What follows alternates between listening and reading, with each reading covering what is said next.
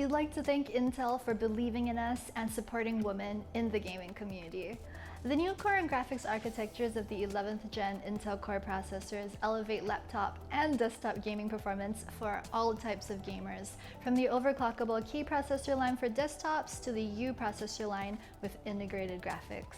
Intel has a product for the hardcore PC gamer and streamer, as well as the gamer on the go.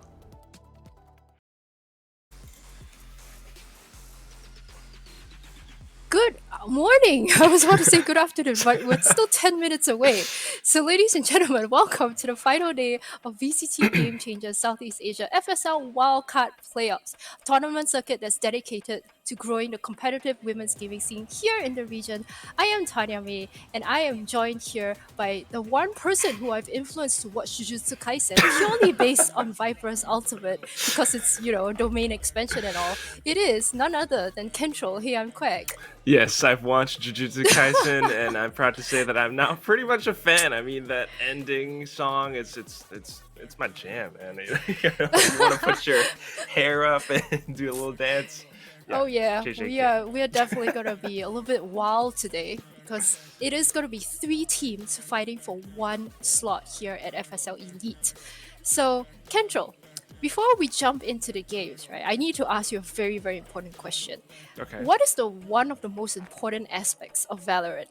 Oh, of course, it's gathering intel. You need to really? find information about your opponent's teams and stuff. All right. So after you gather intel, you execute the site, you win the round. What do you shout? Oh, after you win the round, sometimes some people go sheesh, but sometimes I like to go like yahoo or something like that, right? Oh, you do.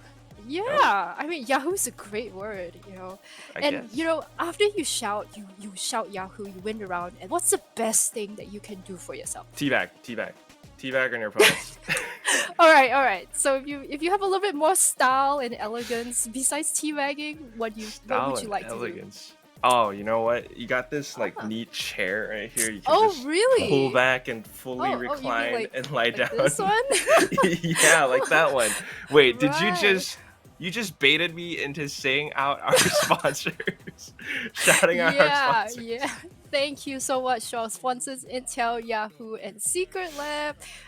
We realized that we have the same Secret Lab chair as well, right? The Omega, which we're both sitting on very comfortably. So thank you, Secret Lab, for joining us in the wildcard. Yeah, and this whole FSL VCT Game Changers journey, because it's really what helps us support these players and then keep everything running. So, I mean, that's an awesome script. I hope to do more. All right, well, you'll have to stay tuned for later because we definitely have more scripts coming up. All right, so for today's games, first of all, we saw yesterday Mad Army that have already qualified, right? They beat Asteria 2-1 in the upper bracket.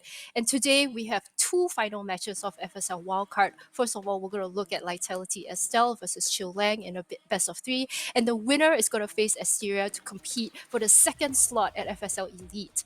Actually, it's the 2nd slot for Wildcard, but it's actually a final slot for FSL Elite. Kentrol, you casted like 3 maps of Mad Army versus Asteria yesterday. And since the last patch, things have changed, right? We're on 3.06. Jet has been nerfed. That was something that the community was really concerned about. And KO was buffed. But, when I was looking at the stats for FSL Wildcard, Jet is still actually the 2nd most picked agent after Sova. And KO is like a 1% pick rate, So what do you make of that? Wow, I actually never realized that. That's a very interesting thing to point out, because Sova taking that top spot, I guess it kind of shows, right? Intel is really that important in Valorant. But yeah, it's actually a very interesting thing.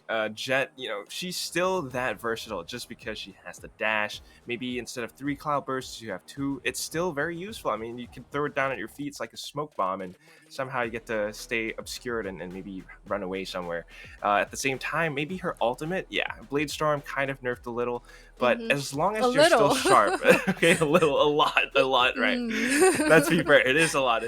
But if you're still as sharp as most of these players can be, you still get your knives refreshed, and that's all you really need. It's just that you gotta keep in mind, if you right click, maybe at close range, you would secure a kill, but you Yeah. lose your knives. That's Yeah. about it. It's still good. It's still good. So that's why we still see Jet quite often. I mean, the fact that you can combo Bladestorm with updraft and do all these sorts of things, it's just an incredible agent. So I don't think we'll be seeing her dropping out of meta anytime soon. But aside from that, KO, I guess it's perhaps the way his utility is used is still not Mm-hmm. something that players know how to work around. Mm-hmm. I kind of thought that when KO first launched, He's suppression would gonna be be, OP. yeah, I was really Yeah, hyped up for that, but surprisingly absolutely. no, because even if you do get that suppression, if you don't have Mm. utility to support you and rush down your opponents after that fact, it's you're still kind of just it's just a gun duel, and if you don't Mm. win that gun duel, then it's not that effective after all. And in that sense, Sky, I think, is the one that most people still Yeah. bank on. The fact that she has the Trailblazer, her Hawk is just so modular, I think, honestly, because on maps like what we saw yesterday on Breeze from Mad Army, I really love that match because you can do so many things. You get to choose and decide when you want to pop your flash, or maybe Mm. you don't even pop it, just throw it out and then force your opponents to look away Mm-hmm. IRL, and it kind of throws you off, right? So things like that is really fun, but yeah, maybe not so much KO, but the interesting thing is, though, the team at the end of today's matches, the team that's already in the lower bracket finals, Asteria, they are a team that so far, I think they're the only ones that pick KO. Mm. That's interesting. Yeah, it would be interesting to see how they play around it because another team that comes to mind, which is in FSL Elite and our defending Mhm. champions, is of course also Eagle Celeste, who it comes to mind that yeah, they're the other team that has been using KO. I can't really think of any other team that has been consistently trying out this agent in the drafts, but.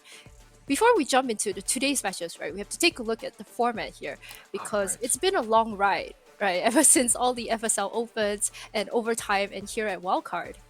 It's been running basically throughout the entire year, and now we're coming to the final stage. I'm very excited for it. But yeah, so for everyone watching at home, if you're kind of confused about what we're talking about, excuse me, about all these, what are these FSL Elite slots? What are the top two teams of FSL Wildcard get?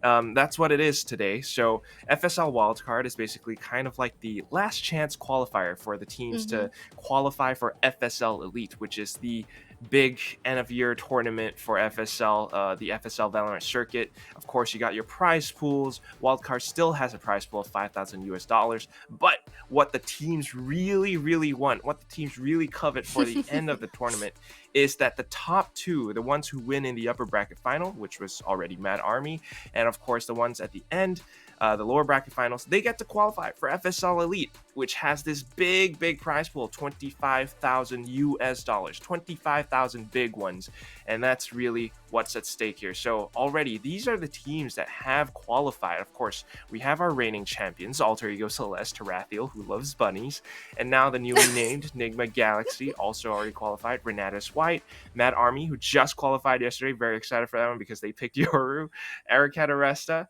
and TC Arise, or I think they were called Eos Arise earlier on. And then, of Mm-hmm. course, Big Scythe, who had quite a number of insanely clutch moments during their Breeze matches. And they all qualified through overtime. The others qualified through open.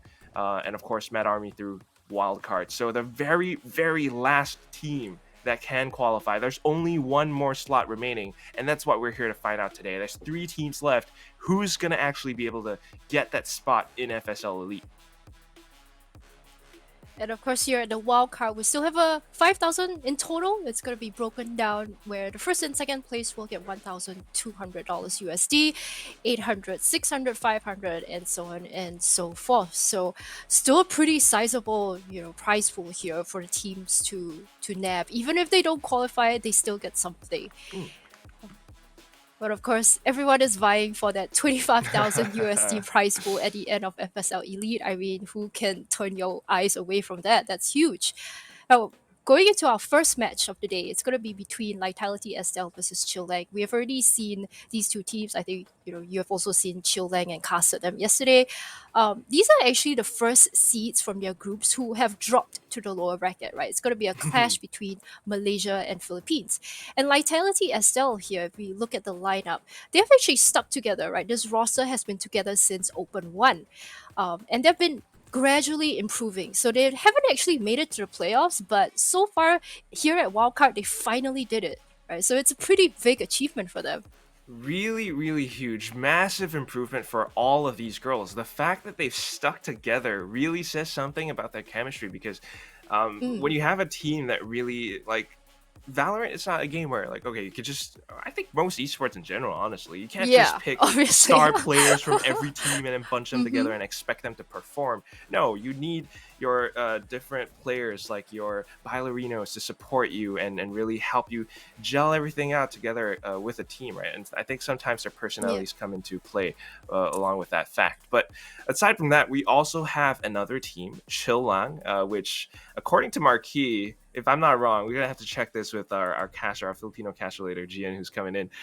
Chill Lang translates to just chill, or like chill only. Ooh, So cool. the way Didn't know that they that. play, yeah, maybe Yeah. there's something to that. But also, I mean, these girls are not like completely new to FSL, because I remember seeing players like Mikasi from like last year when the game just came out, and she's already been competing. So the fact that they're in this place, the fact that they've managed to come so far in towards the lower bracket round 3, I think it says something. Yeah, absolutely. But it's going to be a clash of a team that has stuck together for so many opens and Chill Lang, who, put together a team just for Wildcard. We have former members from Oasis Gaming and Galaxy Racer. And these names are big, and they do actually have star players like Mikasi on Jet yesterday was performing extremely well versus Como Revi Hearts, right, on Vine as well as Haven. So it's really going to be a matter of a team that's stuck together versus a team that you have a bit of star power, right, but not so sure if they can keep up that teamwork. And I think they will be looking at each other and going, oh, we'll probably have a Jet versus Jet duelist, because both of these teams really rely on that agent. Yes, I mean, it's still one of those core picks. Like, that's why we had that question earlier on. But the more interesting thing is you're going to need an agent composition that suits the map picks. And interestingly enough, I mean, it's a new trend, I think, in FSL, or at least in Valorant, that Bind is a map that players kind of want to avoid. But Chill Lang, they love that map. It's their first pick. So I'm excited to see what they've got. Yesterday in their match, they seemed very comfortable on Bind. I think they won 13-6, so it was like a double digit to a single digit kind of win. So we expect them to maybe take this first map, followed by Lightality Estelle on Ascent, which a lot of the FSL teams really love this map. Almost always. So, like, just fun fact, I was doing some admin work last week for FSL for the group stages. Almost every single time, every team's just, it's okay, Ascent, Matthew, right? Which one do you want? Ascent. Let's go Ascent. Let's go Ascent. I think it's there for a reason, though, because Ascent is just that map that can have that versatility for strats. At the same time, it's long and wide enough that you can just kind of go for those duels, and it's something that's very familiar to all of these teams, the fact that the way it's laid out that way. But this time, Lightality are the ones that picked it, so there could be some strats that they're looking to pull off, in fact, for this one. And I mean, the fact that they're a team that has stuck together for so long, they must have rehearsed and practiced so much on it that I'm very curious to see what their agent composition is going to be, because that's something that might really change or affect the flow of the game. Absolutely. Really looking forward to this matchup. It will be a best of 3 before we move on to the grand finals. So to take us through Lightality Estelle versus Chill Lang, we have Kenchul Hey I'm Quack, who is going to be joined by the none other than Illustrato. Take it away, guys. Whoa, hey, I have been summoned. Hello, thanks, Tanya May. And it has been a wild past couple of days, I'm just gonna share. So if you guys want to hop on New World and hang out with us and play, just let me know. It's been a lot. It's been a lot of fun. And yeah, really quick. Did want to talk about the two teams you mentioned, Lightality, Estelle. They're the team that knocked my team out of the Oh, no. of the lower bracket. I mean, out of the upper bracket, and then we lost to G9. So yeah, they're a really strong team. Just saying, a very Mhm. very strong team. I'm expecting a lot of them here for today. I mean, they absolutely wiped us. All right, so Lightality, Estelle. I think our final scoreline with them with the final map was like 13-2. And this is like with us with having set strats and whatever. They're a really good team. So if there's any team, I feel like going up against and by the way, it's how you pronounce it, is Chilang. Yeah, Chill lang. Chilang. Yeah, that's it. Okay. That's what's up. There we go. And I feel like there's pretty good chances here. Chilang, I don't know. I feel like they're gonna struggle a lot. They have a couple of veteran players, namely Zinni and Mikasi, but I don't know if it's gonna be enough to go up against Lightality. Really? So we're really hyping Lightality up that much because again, like, I don't mean to bring this up again or anything, but yeah, Illustrato is Hashira's coach. He's been really trying to take these girls under his wing and to like get them into the game and like have some strats running and everything. But even then, somehow Lightality was just able to beat you guys, which is really, really unfortunate. I was hoping that Hashira would be able to show up in Wildcard and maybe get their slot in the lead. But man, Yeah. Lightality they were that blocker. Yeah, no, they took us out in the upper bracket, and then we took a loss in the lower bracket. And by the way, I'm fairly certain this is public information now. Hashira has actually, at least the girls team, it's been pretty much disbanded. So No. yeah, unfortunately, well, I think you're gonna see a couple of really cool roster changes, though. Some of the players will be going into new teams soon, so that's gonna be interesting as the meta shapes up. I mean, the roster changes before Elite and all of that. So let's talk about the game here. Lightality still, we're going up against Chilang, and it is going to be on Bind here, game number 1. And this map pick, honestly, I haven't really seen too much of Lightality play on it, but if I look at their previous track records on it, they're actually pretty strong, and I wouldn't be surprised if they're just absolutely comfortable with this. They look like they're picking out that Brimstone, which is not something we see a lot of, and right. It's an uncommon pick. Normally you would either, I think at this stage, Astra or Omen, sometimes a Viper on a map like Icebox or Breeze, but Brimstone, you must have some kind of execute in mind because that's how this agent plays around. You get your 3 sky smokes that you can place simultaneously, plus they also last like a solid 4 or 5 seconds longer than your average smoke. Yeah, I do think it's really annoying when you go up against the Brimstone and he like smokes you out like for the whole round. So there are benefits of it, and him having like the biggest smoke is also a big thing. So there's a couple of things that are it's just that a stim beacon is absolutely useless. Like whenever I play Brimstone, I just don't buy it to save the extra credits. Yeah, well, if you kind of get the one refreshed every time, or you don't really need that combat stim. I don't think most players use that. Yeah, it's kind of one of those abilities that's still a question mark. I think it's the biggest question mark. I don't think there's any ability in the game that's as useless as the only time that I might actually want to go for combat sim is like if you go for Ares or Odin just to boost your fire rate. Okay, for whatever yeah, reason. maybe, or like if you're holding on a site and whatever you want to. Yeah, but it's very situational. It's very circumstantial here. But towards B site they go, looking like a straight up hit here as all of the members of the side of Chilang gonna gather and group up. But in Nano Swarm, they actually managed to find a kill. Lightality. One for the time being. And Lightality really putting a stop to this, but as soon as that smoke dissipates, you can feel the rush happening pretty soon. There's an execute that's waiting to pop off, but it's only 3 players basically approaching the site itself because there's Sage, Adamame, if I'm not wrong. She's heading it towards A short. Yeah, I think the hope there is to cut off any rotation of anybody going through teleporters, but I don't think it's going to be needed. Going to be greeted by nobody. Mikasi gets 1, but that's it. The only player left standing here is Edamame, and she was going for this long flank or 30 this seconds like left. rotation cutoff. Unfortunately, doesn't really get a sense on anybody here. Mm, Has an idea that Hearth may be here, and they're gonna start off with the duel. Edamame actually does get one, but 15 seconds left. I don't know. She no, has to man. die, by the way. She has to actually Yeah. die. 10 seconds left. So if you're Lightality at this point, what do? Do you just like Just avoid hide. her at all Don't costs? kill her. Yeah, actually, because there's just no way. What is she doing? She wants to get the spike down, but there's just absolutely no time at all. And here we go. They let the round loss come in first, and then they kill her. Yeah, I think So she that still way gets money though. Does she? We'll have to see. I'm fairly certain.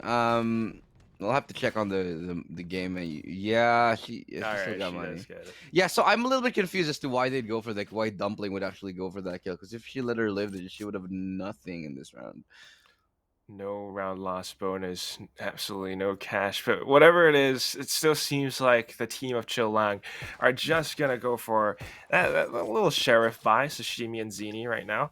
I don't know how much that's going to do against Lightality, though. They got the full Spectre buys. Yeah, the Spectres here on Bind, pretty good. But, you know, on a map like Bind, the pistols, they can do a lot of damage. The classics hell with the right clicks. I mean, if you get into the right angles, into the right spots on the map, you'll be able to pop some heads. It's still classic is still a really good gun, even after they've nerfed it a bunch of times. So even on rounds like this, you should still play a little bit cautiously. Yeah, Marquis and I will just like, that's a classic. That's a classic right there. But it comes down to, I think, the range and how you actually position yourself for that weapon to be effective. On the other side, though, it's actually interesting that Lightality's Brimstone is somewhat effective, right? You just have to be in range for your Sky Smokes to be deployed. But for now, I think Chilang trying to go for a little bit of information. They're going to get denied. Losing one player that early on, they haven't been able to find an opening thus far. Yeah, nothing thus far. Edamame looking for those right clicks. Lucille and Elerna will be taking them down one after the other. Really good swing and counter swing right on top of it. There is one player left standing, Maitsu. And in a 1v5 up against Spectres with only a ghost. Best you can hope for at this point is to maybe get a plant and a kill.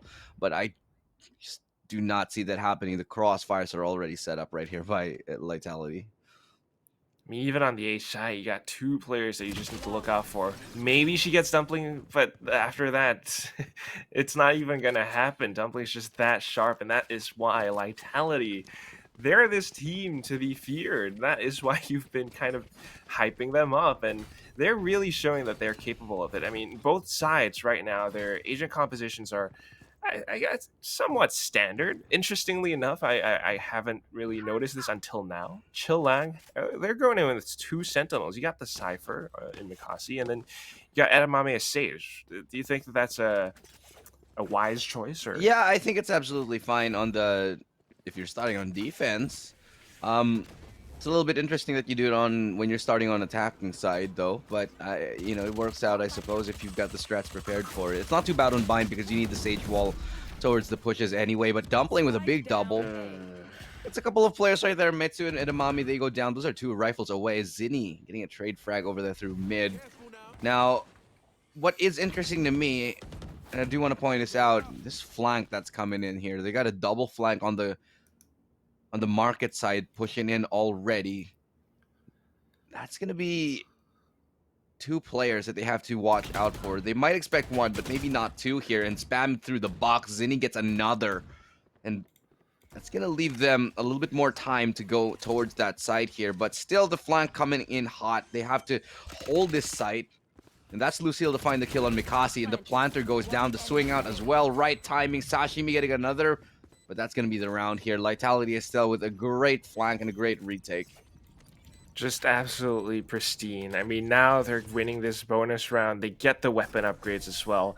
Their economy is flourishing. Chill Lang on the other side, I mean, Yeah, the retake was great from Lightality, don't get me wrong, but that was kind of a weird round, honestly. You had the Sky Smokes pop from Lightality, but for some reason, Meitsu, I think, they still decided to try to push past it. And Right. they kind of did it dry, right? That's the thing. You need some kind of utility, like a flash or something, to aid you if you're going to push out of a smoke. If you do it dry and your opponents are just watching that angle on the other side, Yeah. more often than not, you're basically walking into a slaughter.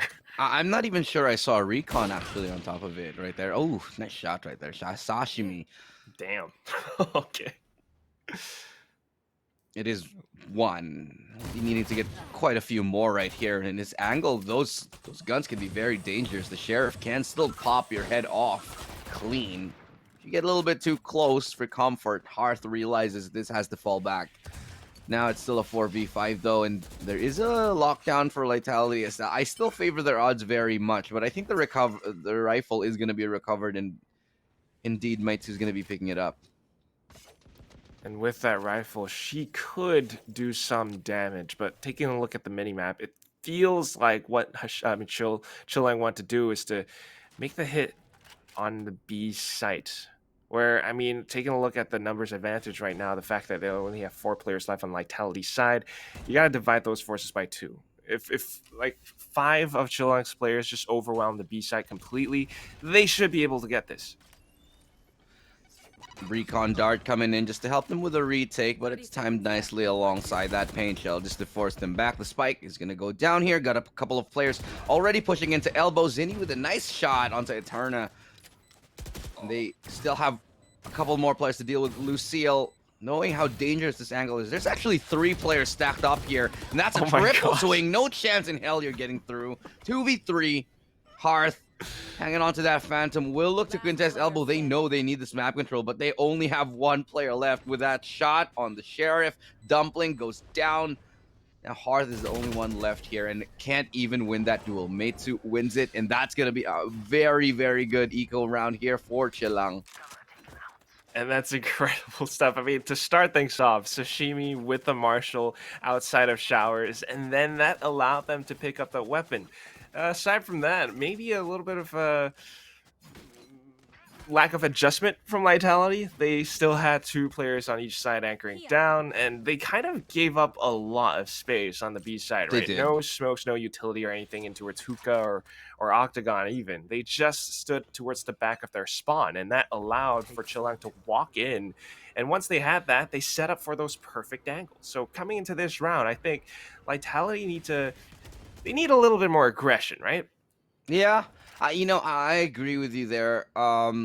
With them just like straight up walking in Chilang, I think Lightality Estelle was able to get too many fights in for free without getting punished, or without having to use utility to challenge for map control. Like the first fight was in showers in that last round, and getting close and personal like that in showers, you're asking for trouble up against sheriffs, and the first peek up against the Marshall actually was just really a good idea. And they committed, they doubled down, they went towards showers, they went into those close range angles and slowly crept their way towards closer and closer angles that eventually Lightality still was forced to take fights that they didn't want to. And I honestly wish that they just smoked them off or used a little bit more utility. They could have come out of that a little bit cleaner. But of course, hindsight is 2020, and they're going to be heading towards that B site with a double setup on elbow. The reason they're doing this now is because they realized that there were 3 players committed onto elbow last time on that defense, so now they're gonna hold it tooth and nail. Well, tooth and nail certainly works out for the time being. They managed to weaken that approach. They took down 1 player, and here comes the defending lockdown. They know that they're going to be trying to push past it, and that's going to be Alama with the double sprays, just getting that conversion. And with the detain, she knows that she can push out, gets the recon, and now is looking for that final nail in the coffin. They get this round, and Lightality once again proving they're actually able to read the games pretty darn well. Oh yeah, that was a good read. Right? I mean, that double stack and elbow again just to prevent them from taking down the elbow control yet again, stop anyone from pushing into that and destroying the lockdown. I really like that move. What I do want to know is if Zinni actually had her ultimate before before the lockdown came on, before that round ended, because she might have been able to destroy that lockdown, or did it just come up now? I didn't really notice. Either Not way, too sure either. Yeah, either way, it's now we see Chilang with like 5 ultimates this round.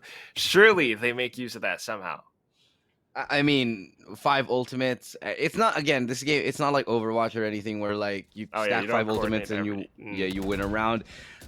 If they can use a couple of them in this round, hopefully it does work out. And if Chilang is on the attacking side, what they can do is if they have strats prepared that utilize these ultimates, like a certain ultimate that goes with a Hunter's Fury to help them clear a certain angle, that might help them get the post plant right there. Especially now that there is no lockdown available, they can feel free to use it. So it's all going to be a matter of whether they actually have strats that utilize these ultimates, and whether they can deploy them. Because right now, Lightality, Estelle, they're giving Chilang a lot of space, and this actually So does work in much. their favor. There's a lot of space on the map from both sides. I mean, Lightality are being extremely respectful. They're playing very far back. Meanwhile, Chilang kind of afraid of pushing in as well. I mean, not until they get an opening pick somehow. But the thing I'm wondering about is you got two of like one of the best ultimates in the game. You got the showstopper. There we go. Start things off, creating a lot of space. You can see that the Lightality are already backing off completely. Lucille, though, trying to hold the angle, will be able to take Zinni down. But there it is. That's the connection. And the counter Hunter's Fury from Ilama. Actually able to tag up. Well, she got one player and then a second tag. And that's just going to deny the plant even further. 8 seconds left. There's just nothing they can do.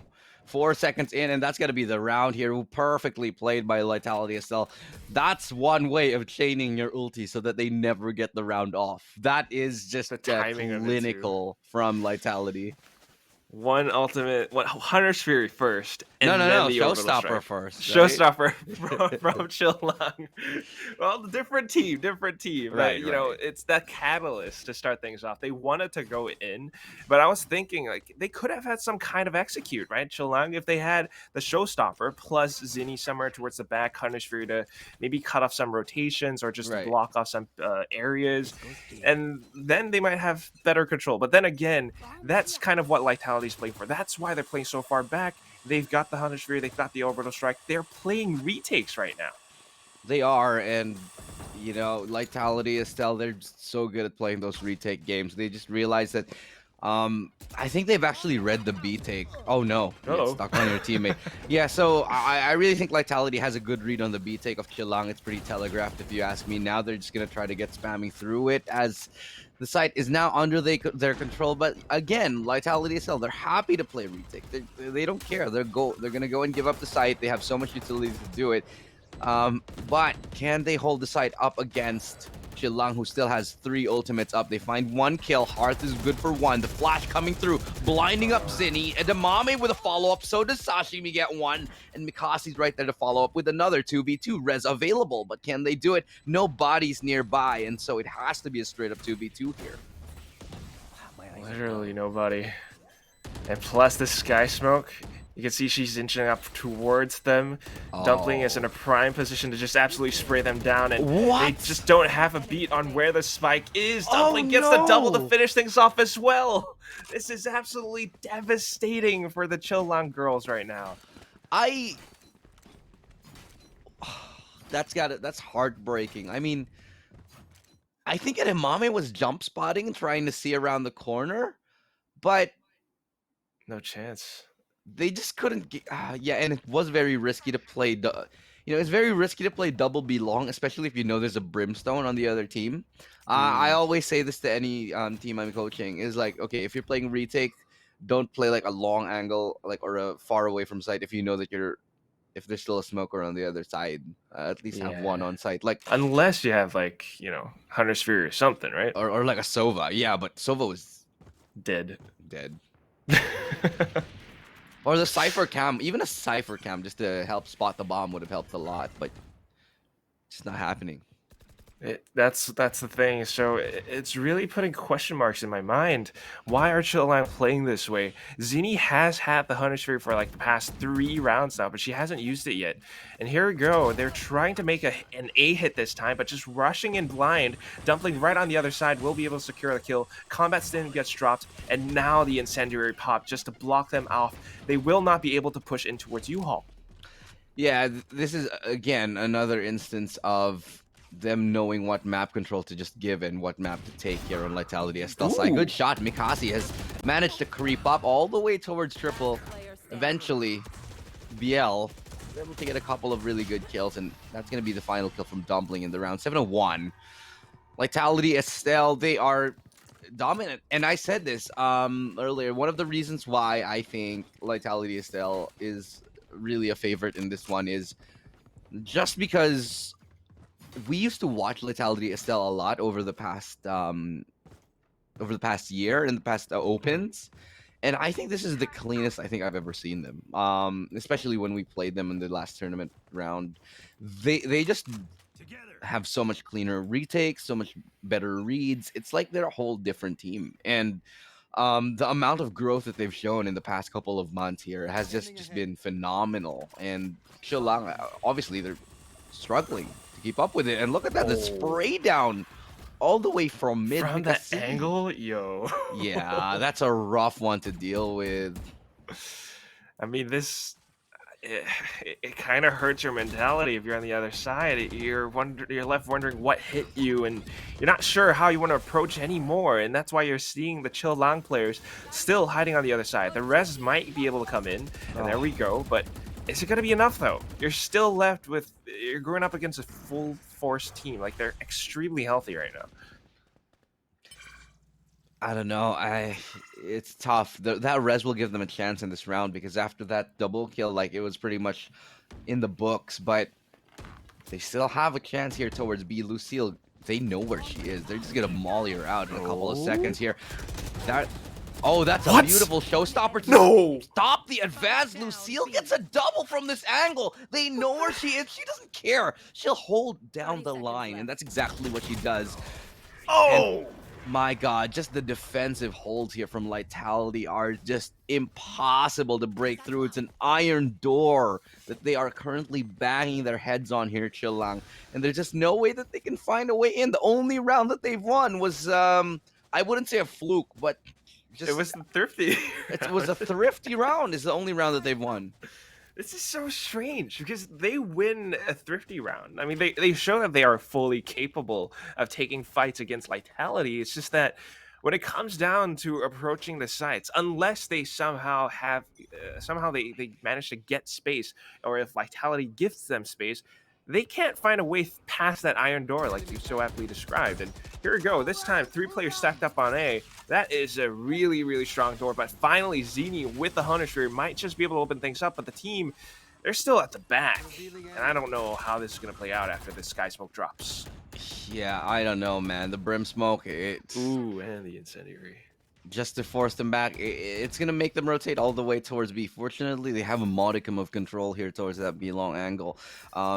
They have one player holding it, and now everybody else is going to come in. But this Sova and Killjoy lineup here towards that B site, it's so difficult to deal with. Now Lucille has to come up big. Does get one, looking for more. Showstopper coming in, and it's going to be good as Mitsu finds that kill. Now 3v4 retake. This is the best chance Chilang has had at a round in quite a while. They need to convert this. Perfect Sage Wall setup as well, and this just makes it that much more difficult for Lightality to push past Halls.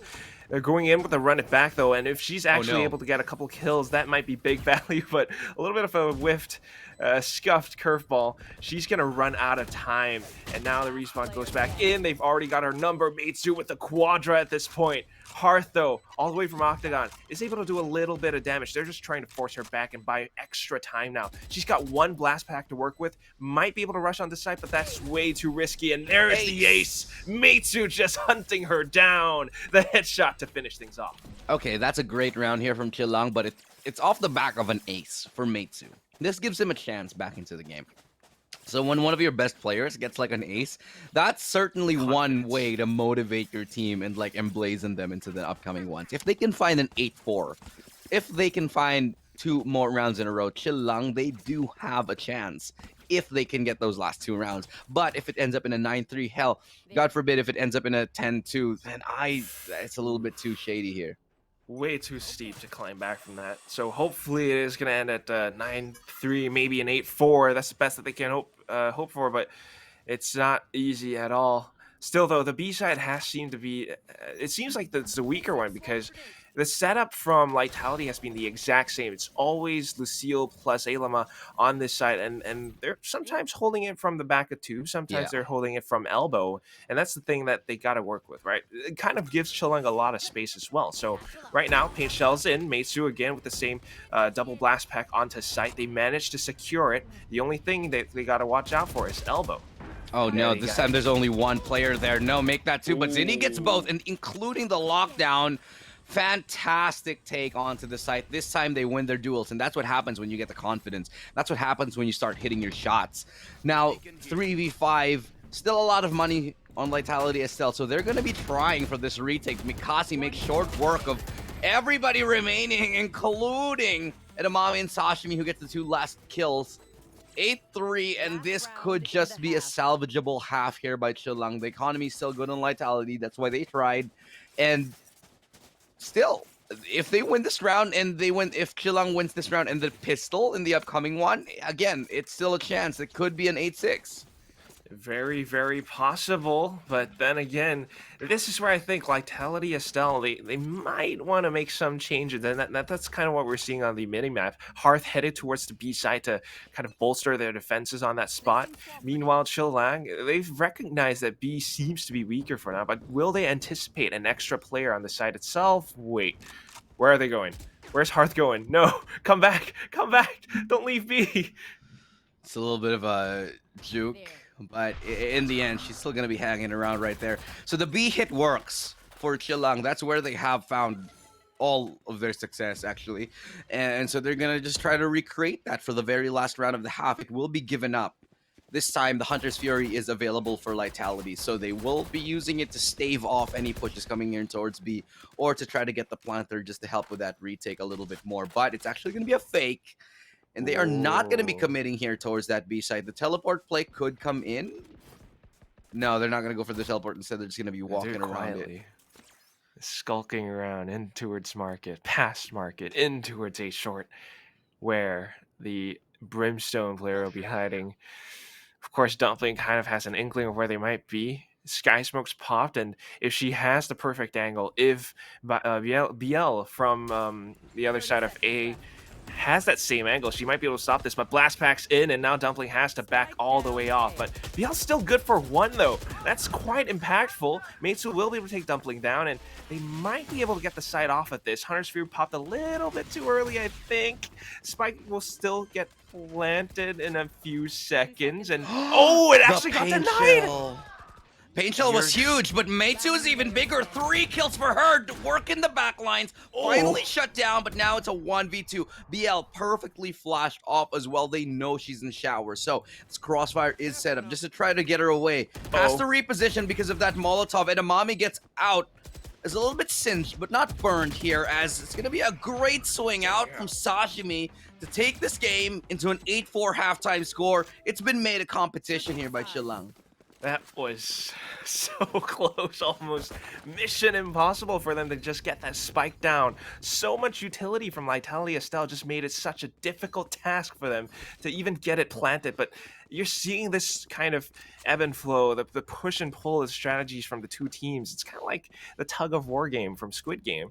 The fact that they're, sometimes just planting their feet down. All right, B side, sometimes we're going to bolster our defenses here. But then just as they do that, it's Lightality Estelle, they're kind of giving out a little bit of information. Chilang just get the perfect read. All right, let's rotate over to A, and we do it quietly. Meitsu actually able to find the entries on towards U-Haul. I think that was quite pivotal in taking down Dumpling, because with a lack of smokes, Lightality have a tougher time with the retakes. But here we go. This is the start of the second half, and Lightality have some strats in place as well. They're going in for a bit of a B split right now.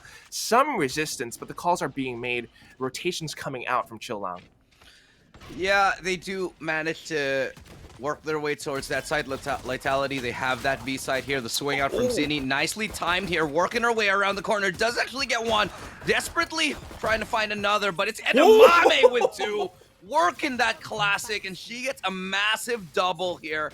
As it's a 2v3 right now. Lightality, they have to get in. The spike is on the other side of that wall, and they're going to have to work on that flank. Lucille trying to come up on the other side of that elbow, but towards CT, Lucille creeping up.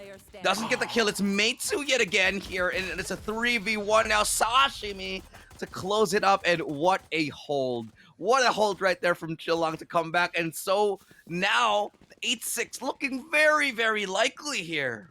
Yo, Elu, I'm gonna have to call you a prophet from now on, because this is exactly what you predicted. Chillong, of course, getting the 8-4 at the end of the first half, now winning the pistol. 8-6, like you said, very, very likely, and I think they're starting to feel comfortable now, more confident after that one little showstopper frag, right? They're coming into these games, they're looking for these duels, but they're actually winning them. And of course, Edamame with these walls, the spike was not retrievable at all for Lightality. And here it comes, yet another wall. The full pistol train trying to rush through.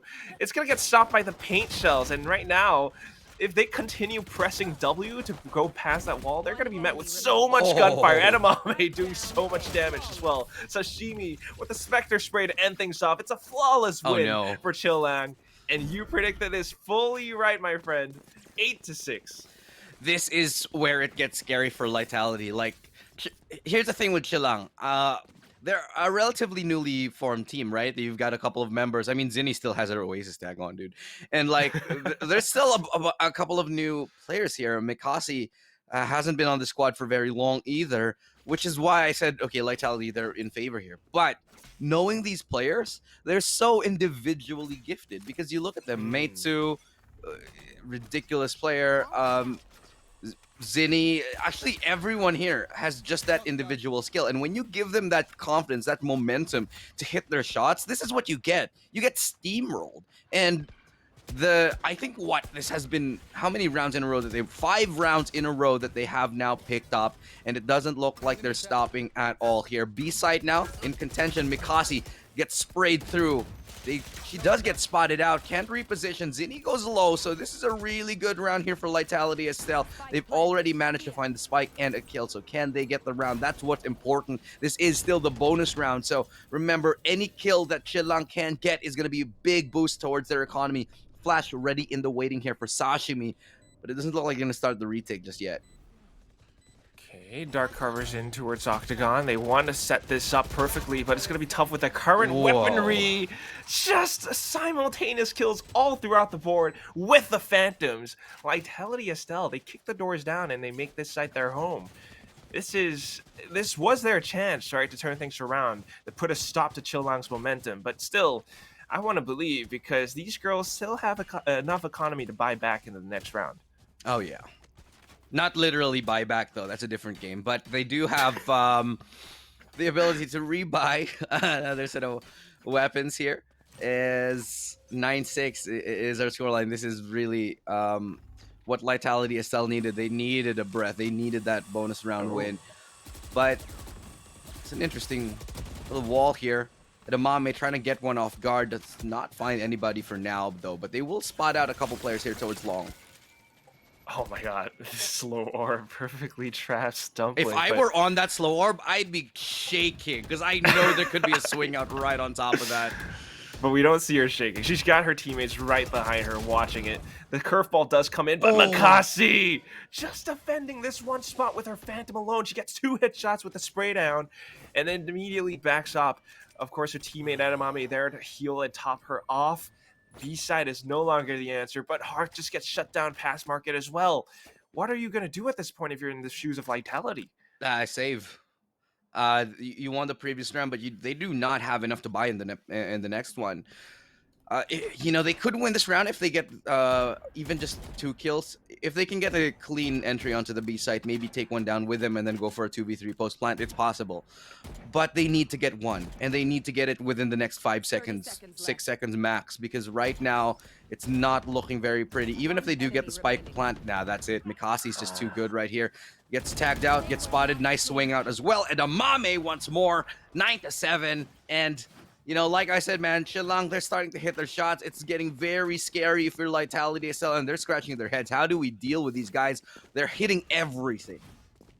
Everything, truly. I mean, Mikasi just up over by Octagon, Edamame there to back her up. You got the slow orb, and as soon as they try to push past it, even with the curveball, I think it must have somehow missed or something, but Mikasi was able to pick up that double, and as soon as that happened, Hearth on the other side falling as well, everything just starts to fall apart for Lightality, and that's why I think they need to maybe be a little bit tighter in terms of their executes, but it's always so difficult because anytime they try to approach a site, you see all of this utility being dumped right underneath their feet, and they have to stall for a little bit extra time. Slow orb being deployed in towards Hookah now as well. It's just making things a little bit tougher, but as soon as those bits of utility dissipate, that might be the go time for Lightality. They're trying to stream in towards the site now. Mikasi, she got 2 big kills last time. Definitely as payback for the one time she got sprayed down through that smoke, and now she's looking to hold yet again. Here comes the ulti from the Phoenix. Run it back, available. Not gonna get one. Tries to go for the spray down, following it up. Mikasi once more. Mikasi, Zini, and Edamame. They hold down. They lock down that B site. And they've managed to find 3 players, only 2 left standing, and even low HP onto Bien. But she still manages to find Meitu. Sashimi from the flank gets the work done, and that's the spike gone down here. Hearth could actually still manage to find a couple of... What's Edamame doing? They're just hanging out. They know that they have the camera keeping them safe anyway, so they're just gonna chill here into Chilang sa tube. Chilang. So maybe you get a roast going and cook some sisig or like lechon. Oh hell yeah! I heard he took it to a good Filipino place. Yeah. And, Oh man, it was so good, so good. But things are not looking good for Hearth right now. There's no way they're leaving this tube, dude. They're just gonna stay in here. Hearth is just nothing to do. Oh my god, she doesn't even want to risk it. If she tries, she might lose her Phantom. They're just hopping around, firing a couple of blind shots in towards Hall, but this is truly Mikasi's game at this point. I mean, look at how she's moving, how she's getting the sprays through. Every single shot from Chilang has been accurate thus far. I mean, it started off a little bit shaky, but now that they're on the defensive side, especially that they've got this double sentinel setup, it's so difficult for Lightality to find a way to break through. There's 2 players I want to point out here from the Chilang side that have really stepped up massively. 1, Mikasi with those defensive holds. 2, Edamame, ever since the pistol round, just showing how good she is. How, you know, Edamame has been hitting ridiculous shots, and same thing with Mikasi. How many times does Mikasi get away with getting the double kill after getting detected onto that site? It's just ridiculous. There's no way that should ever happen, but somehow with sheer force of will and obviously godlike mechanics on Mikasi, she just manages to somehow find kills that she has no right doing. Really, really sharp. I mean, the way that she plays sometimes with Edamame as well, these girls are 2 peas in a pod. But again, now she's reading the situation, right? Like, no pushes in towards A or anything. All right, let me try to rotate towards B and maybe see if I can get anything with my camera. For now, information from Hookah made through with the paint shells as well, just to stop them from pushing past this. They're able to find even more frags. Mikasi right now in towards Octagon. They know Lucille is here. They know that there's a player in towards Hookah as well. The spike carrier is killed. Things are just dropping, and I don't see how Ilma is able to do any more. No! Get it! Oh no! Why did she pull out her smoke? Did she pull out? Did you see that? She switched to her smoke after getting shot. I think maybe she was thinking she's like Jet and like could dash out, because that's the only reason I could think of she would pull out her smoke. But rifle is recovered with 12 seconds left. Ilma might just go ahead and save this. That's kind of a win. It's kind of a win. You get a free rifle. All right, not too bad.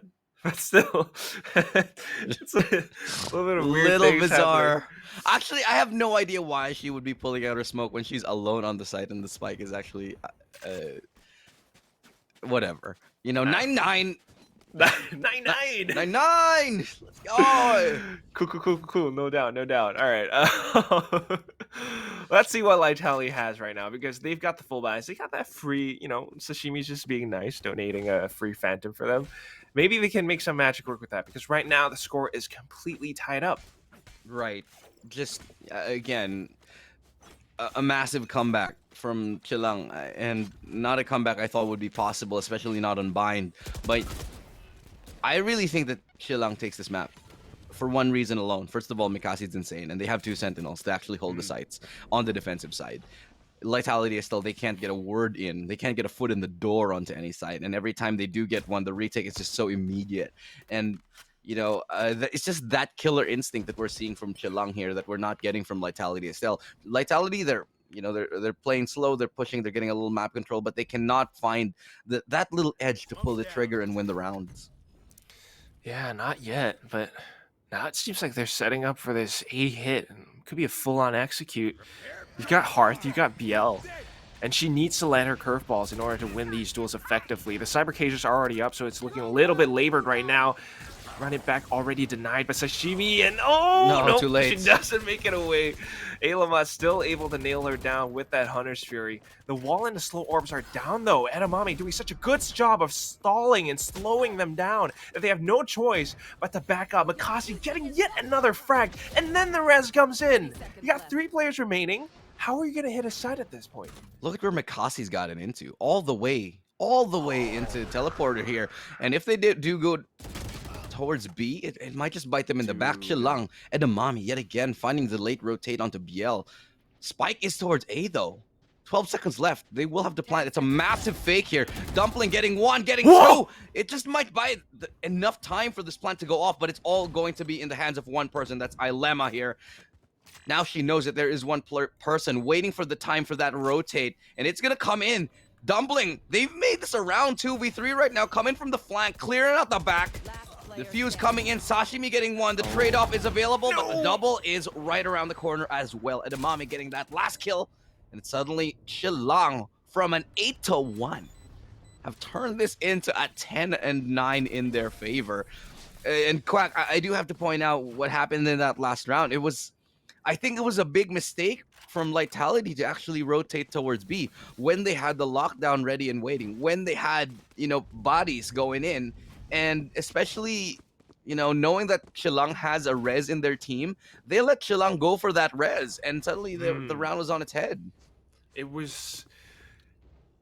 I want to say it's interesting, to say the least. That's such a non-word, but it's like they're making use of the chaos somehow. All right, let's give Chilang that res. Meanwhile, try to get the spike planted and do something off of that. And somehow, I don't really get it, but Dumpling was allowed to sneak in the perpetrator and then pick up a quick double. She even got the 3rd in the round, but I think a little bit of nerves, and she wasn't able to defend the spike fully.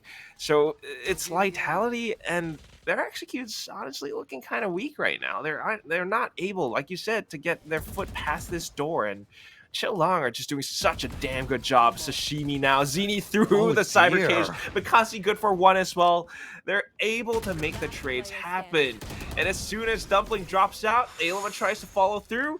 Zini picks up the triple. And they're sitting at an 11-9. And honestly, for me, the entries are just not working. I feel like having that Phoenix as your entry, it's just not good enough.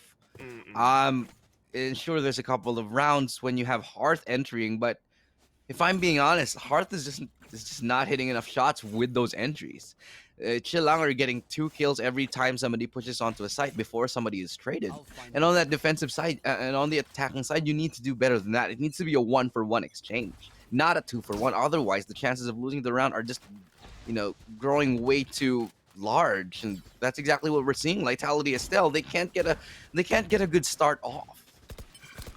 Just can't. Like, everything that they're trying right now, the owl drone, maybe try to curveball to find an entry somehow.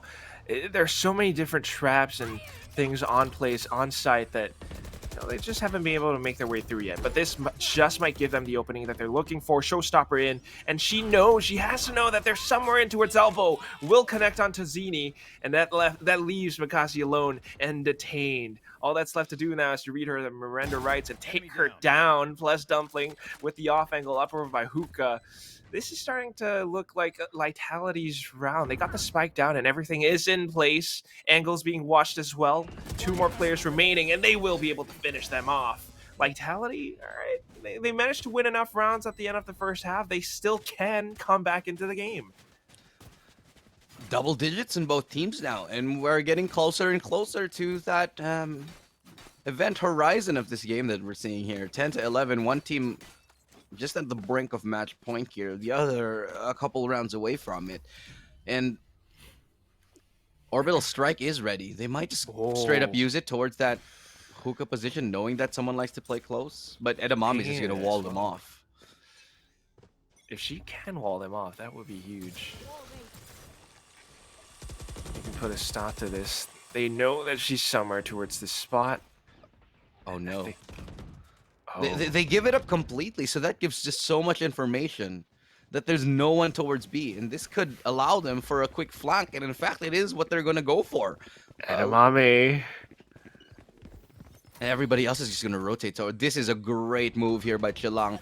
They have so much utility, but instead, Lightality, they're going to go for a fast hit towards A. And that's the play right now. But Sashimi with a ripper of a shot simply decapitates Hearth. And that's a Hunter's Fury right on top of it. Meitu with a double as well. The pain shot to slow them down. And that's going to be one player left, all in the hands of BL. And she is all the way in labs. They know that there's a possibility she's here. Gets checked, Rini. Oh, turns around at the wrong time. Doesn't hard check the corner. Who would? Zitney does, though, and they get map point. Match point. This is so unfortunate. Lightality, they have everything. They had that orbital strike as well, but didn't use it. And they weren't expecting Sashimi again to be at that same boosted up spot. So now, up against match point, they need 2 rounds to bring us into overtime. It really feels like after that massive comeback from Chilang that their confidence is just absolutely shaken. And what did it all start with? It started with a single ace from Meitu. So just, you know, get it into the heads of Chilang, like, hey, you know what? We can do this. We're gonna start hitting our shots now. If Meitu can do it, everybody else on the team was just sitting. It's like fire catching fire, and that's exactly what we saw here. As we are basically at the brink of the last map here. Mikasi with a good hold yet again, but only able to get 1 this time. They're going to fall back and give up control over Hookah right now. BL tries to take down the player coming out of Hookah, but the aggressive defense from Zinni getting 2 before she drops 2v2 right now. 1 player from the flank, 1 player from spawn, and that is TP. The spike going to be planted down for sure, but what a shot from Meitu, ready for the swing out. Oh my god. She could just be the one to end this. Lucille spots her barrel, though. Still trying to find a brief moment of respite just to get the spike down, but there are 2 players right on her heels. She pushes in towards Meitu with the wide swing, gets the triple, but doesn't expect Sashimi up over by Hookah. Gets tagged down to 4 HP. Needs to dance around the tube right now. They're going ring around the Rosie, and Sashimi has no idea that she's on the other side. You must think of it right now. She tries to go for the vertical crosshair displacement, but Sashimi, 1 bullet into her center mass, and they take this home 13 to 10.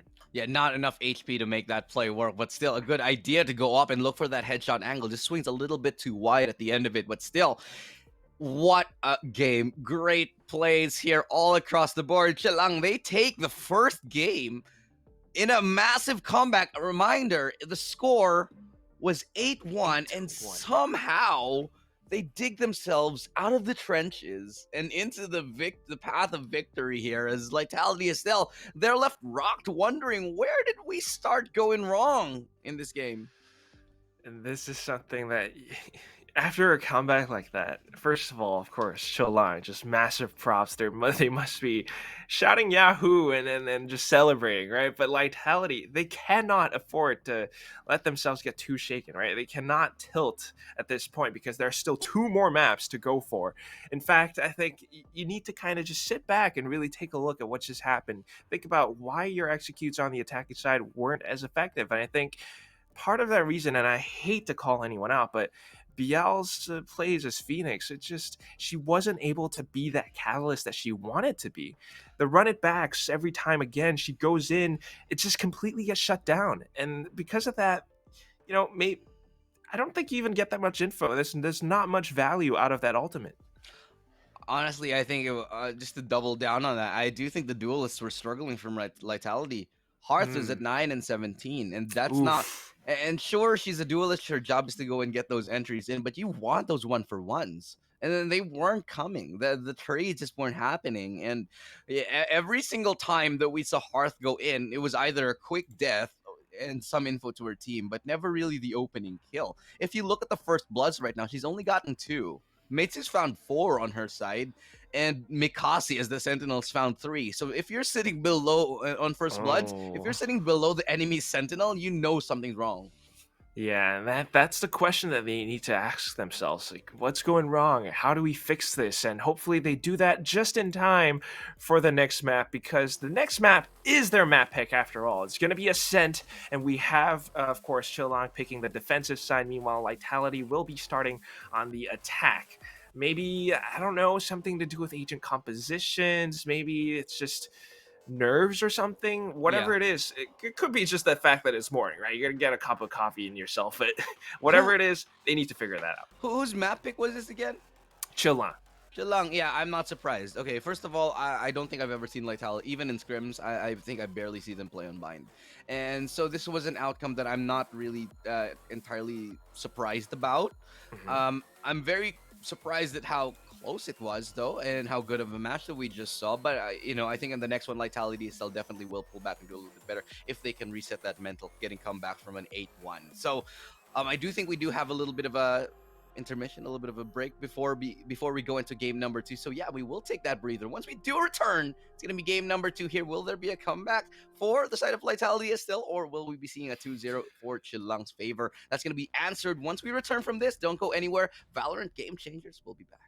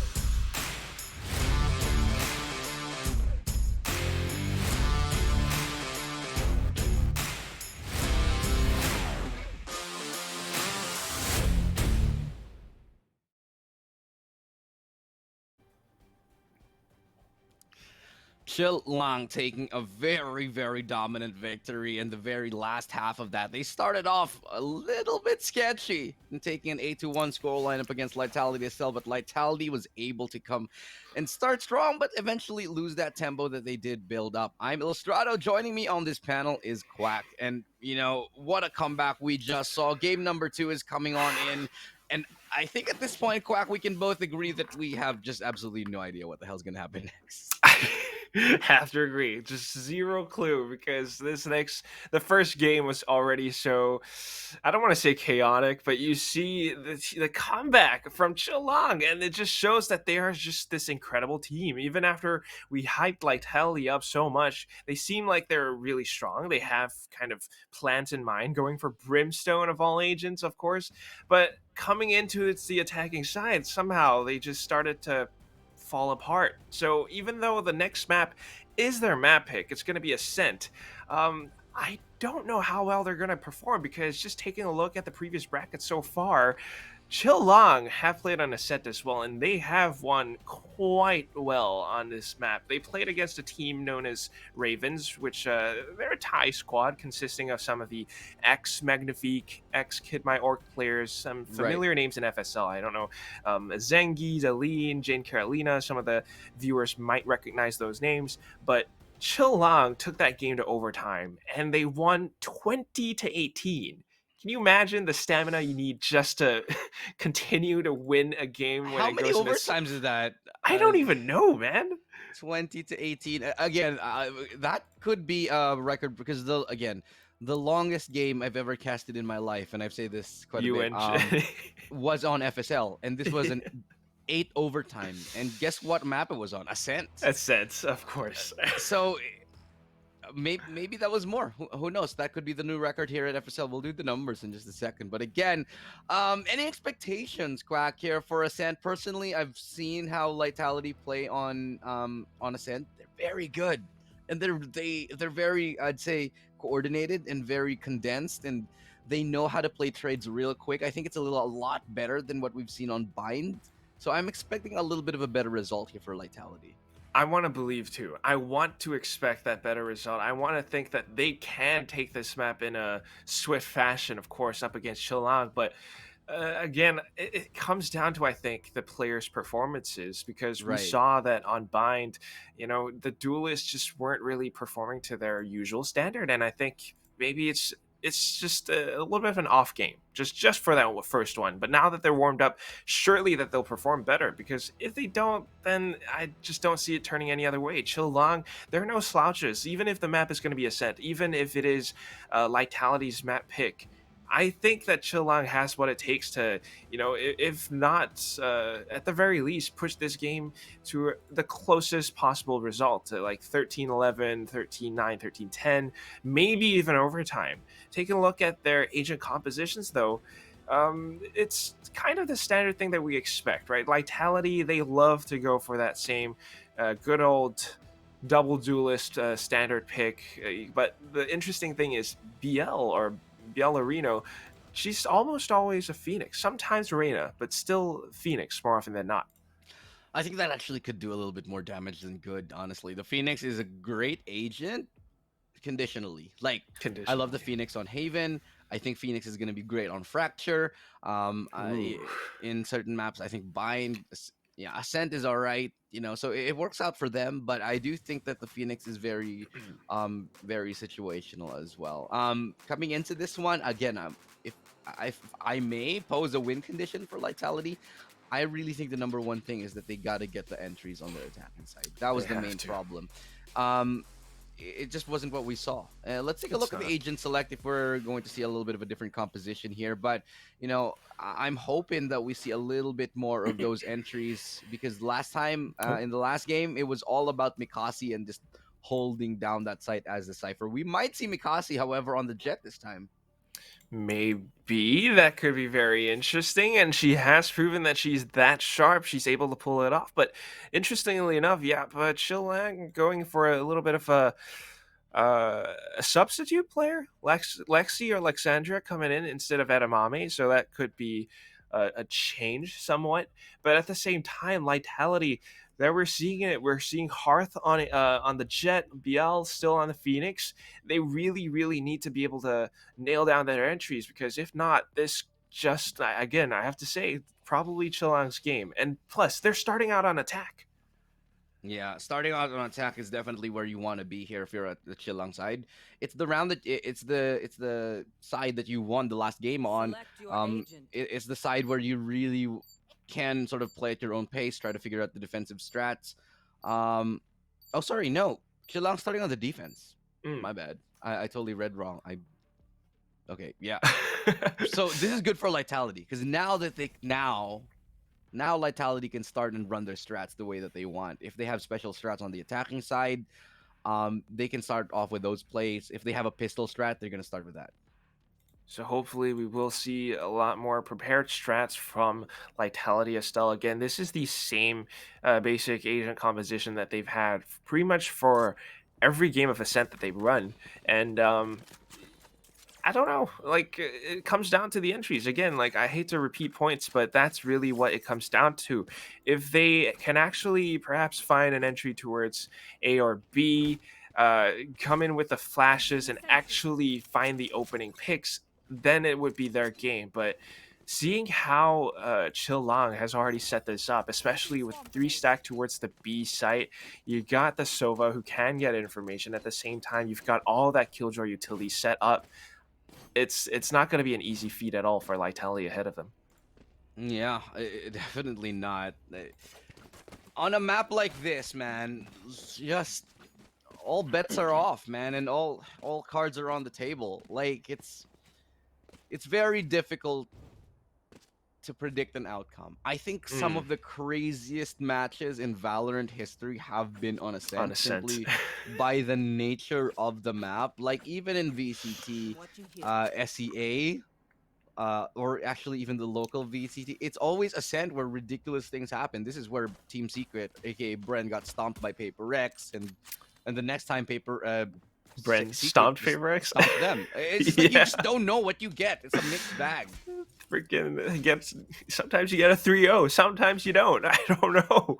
It's one of those things that it kind of comes down to your individual performance. Like, if you're able to perform that consistently, and then yeah, sure, you definitely perform on this map. But if you don't, if you scuff and you whiff, you mess up your curveballs, your flashes, you end up flashing yourself, you end up flashing your teammates. Yeah, that's the worst possible I've outcome. been on the receiving end of that on comp like way too often. You know, Quack, I didn't actually get to ask, what are our predictions on this? Oh man. Hell, I'm gonna go Chillang on this one. I think they're gonna take it 13-10. I'm just gonna go opposite, but regardless, Okay. I really do think the game will probably still go to that kind of a round difference. Like 13-10 seems very likely, because it's Lightality's mapping. They should be good on this. If I'm in my head, it's Lightality to win this. I think if I on paper, but something in my gut is telling me, especially after that last map, that Chillang they can actually take this series. They surely can. Like, I don't doubt them at all. I just want to see a third map. Again, like, it comes down to this map, because if Chillang takes it, then Lightality are gone. There goes their hopes and dreams of making it to FSL Elite. And they've worked so hard, and they tried so hard, and they come so far just to make it to this very moment. They win this, they go into a third map, they stand a chance at, again, continuing on in towards FSL Elite. And again, they're a squad that has been together since the very first FSL Open, and that says something. So coming into this right now, it's a bit of a B split. They're going fast and heavy, and they want to take Zini down. The shock dart, will it connect? Nope.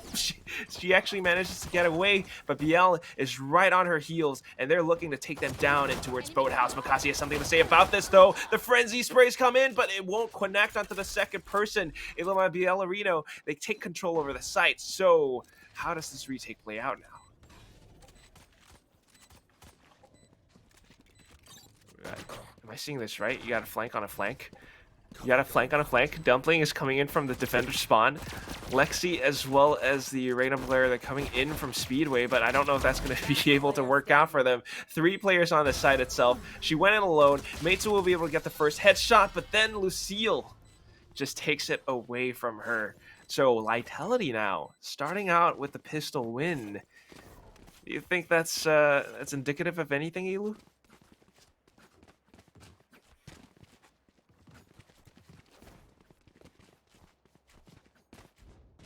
Not too sure. But whatever it is, it's not going to be easy at all. It still is Lightality's game for now, and they're showing that they have the strats for the B site. Right.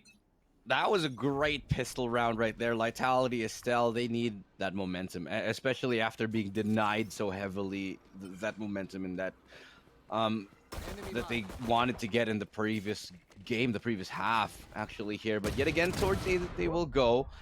That's BL to find one, and oh my god, she was blind, but with the spray right there, that's what we've been looking for. We were asking for it over the halftime, dude. We need those entries to come through, and this is one way to get it started. Right now, the Spectres certainly will work wonders for Lightality. But then again, what happens after this? Still though, for now, Chilang trying to do whatever they can, breaking past the door. Do they know that Lucille is up over by this corner? She sees her arms and she's gonna take her away. Zini up on heaven, the last player alive. She gets flashed as well, and Lucille's just gonna hunt her down. Of course, Lightality taking this round, and they managed to make it away almost unscathed, right? Hearth maybe getting taken out, but she is the entry after all, and that can happen. But other than that, their economy still looks pretty darn good. I'd say it's a healthy buy. Lucille can actually even drop a Spectre. This is going to be a full bonus round here for Lightality. They're just gonna try to get as many kills as they can, hopefully try to win the round. And again, on Asante, Spectre is very, very deadly. If they can get those hey, you know what I just noticed? They finally have changed the observer in Valorant. You can now press QWER. 1, 2, 3, 4, 5. That wasn't the thing before. It was not. 1, 2, 3, 4, 5, 6, 7, 8, Or 9, 0. Unless they rebound it. I have no idea. Anyway, that's the early run it back coming in. It's only round 3 and BL has it already. Trying to get information with the spawn. Nobody there, and so it's going to be the open B site. They have to deal with their flank though, but they're already prepared for it. So it comes down to the full retakes, but weaponry on the side of Lightality a little bit weaker as compared to the Phantoms. Again, it comes down to their positions, because if they're actually able to go in with that sort of run and gun style, they might just be able to take a couple members down with them. Still though, for now, it seems like Chilang are very, very effective. The lockdown, just to buy a little bit extra time. They can stall this for as long as possible. This might be Lightality's round, but it's certainly not going to be easy. Zini just going in. She's going to get taken out. And Makasi trying to take control of her boathouse right now. Last player left alive is going to be Lucio. She takes 2 players down with her. Tries to buy as much time as possible, but is it going to be enough? I don't think so. Oh my god. They're trying to stick it. Is it going to go? No! Down to the 0.1 second. What? Oh, that looks so oh my close. god. Lightality, Estelle. That's a full bonus. You know, actually, I think it's actually better that Lightality Estelle won that for Chilang. Simply because even if Chilang would have won that, and if they got the defuse, they would have had 3 players dead, and they would have went into this weird quasi buy where, I don't know, they'd have like 1 rifle, and then everybody else would have to force onto Spectres or something like that. But now, because they lost, they can actually just go ahead and make the call to make that full eco. Technical pause coming in because something might have gotten a little bit wonky, but yeah. Yeah, just a little bit of a technical issue. We're sorting that out here for both of these teams. But dude, like I said, man, I really think it was better that, honestly, Lightality, they won that round for Chilang's side, because now Chilang can eco. I really hate when I win a round on a full buy and then just lose like four players. It's just the worst feeling. You don't know whether to buy or not. Yeah, I mean, you want to kind of, I guess, have your economy pretty much on the same side, but at the same time, I mean, if you can afford a little something extra, I don't know, go for it. But these players coming down into it, you have a full buy, you lose 4 of your teammates. sometimes it feels a little bit hopeless. And right now, Lightality with this bonus win, it's doing wonders for them. And at the same time, the technical issues, they're the ones. I think they're suffering a little bit of packet loss, maybe. So just a little bit of a pause to sort that out. But for now, even with that packet loss, they're actually performing quite well. Oh yeah, they are indeed. And now we wait. What do you have for lunch, Quack? This is what I ask my co-casters when we're in a technical pause. What did you have for lunch today? I haven't had lunch yet. But I know what you did. You just woke up, didn't you? No. I woke up a little bit before you just woke. No, actually, to be honest, I kind of miss Sinigang. Oh yeah. I never liked it until I got a little older, honestly, because I don't like soup. Oh man. Yeah, but it's like when it's warm. Yeah, it's just the best. But can Lightality still warm us up with another hot round here? They take us into another one. I think BL Full can rifles. BL looking for that entry. And that's very weird and questionable. Mikasi gets one. Sashimi follows up 3v3. And good shock dart placement right there from Zinni, getting the timing on it absolutely perfectly. Chef's kiss on the shock dart. 2 versus 3. Spike will finally go down. Yeah. But they're buried on site. They're only backside. They have no control over where they go. They are in a very, very bad spot here. Chillung can very much. That's a miss recon. Uh-oh. They got the guns. Oh, no. Okay. Well, yeah, after they picked up the guns, this retake was done, especially because they were only backside. There's just no way that they would get through it, and they even had another player coming up from heaven. I just didn't see that retake. That was a big misplay, I think, by Lightality, Estelle, honestly. And I don't want to say it, dude, but BL needed to have done better than that. She was like running and gunning, and a little, yeah. And I know she was on the Phantom, and you can do that, sure, but like she needed to at least get one because there were 2 players from Chillung out in the open. They needed to have at least one on that one. And I think again, yeah, same thing. Like I don't want to hammer on BL too much, but that's Lightality's strategy for now. It seems like it really centers around these entries. If they can't get it, they don't have space, then they won't be able to get the spike down. And right now, just even trying to get in towards A main, they get met with that little bit of resistance, and things just completely fall apart. They lose their killjoy. Spike was dropped. Now it takes so much time just to kind of recover and try to find another strat to break onto site. They go in with the owl drone, they kind of spot things out a little bit. They know that there are players in towards garden. Do you still want to go towards A at this point? Shouldn't you be like trying to rotate, find another avenue of entry? Yeah, I think so. Especially now that they're okay. What? All right, now they go after that shock dart coming in, right? But they still have to deal with one. Nice swing out to the mate, who getting one from heaven is able to dismiss out of the picture. Now bringing us to a 4v3. They do have the lockdown if they needed to be deployed. Still, it is the spike planted. Nobody in B main, and they need to start working on getting somebody there. But the damage coming in through that wall bang is doing certainly a number onto one of those players. Now they finally committed that lockdown. They have Ilema towards that B main angle like I was hoping for. The recon will maybe slow the pace a second. It spots 2, but unable to get a kill off the back of it. Now they have to retreat and get off the site, but it's just not going to happen. The retake's just too good here. Sashimi with the double kill. And that's going to be the final kill of the round here as they trade on this one. 3-2. Chillung is able to pick up another one, and this is already looking better than game 1. They came back in game number 1 with like a thrifty win, and then after that, it was just, that's all she wrote. But now, very early in round number 5, they have a great start, and they've already reset the economy of Lightality. At this point, it's looking like another comeback. I mean, it's super early, but if you're able to win 3 rounds in a row just like that, and Lightality's economy not looking too good right now, it's looking very, very likely. At some point, Chillung are going to be the ones in the lead. And Lightality have to change things up. I mean, they've been going A for the past few rounds now. This time they're going for that a little bit of a split push. But I think being spotted out over by mid, Chillong probably has already read this, and they're just trying to stall any kind of push from coming in. Heart, though, with the Blade Storm up, might actually be able to pull off some magic if she can land her shots. Okay, nope. It's going to be BL instead. She's down to one more Blade. They managed to create some space on the A side itself, maybe get the spike down. But you got 3 players from Chillong, and they've got their full arsenal. How do you deal with this?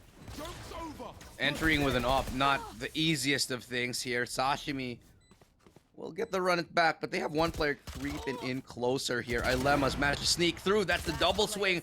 Unready for it. Mikasi only with an operator. Gets spotted out, gets tagged up.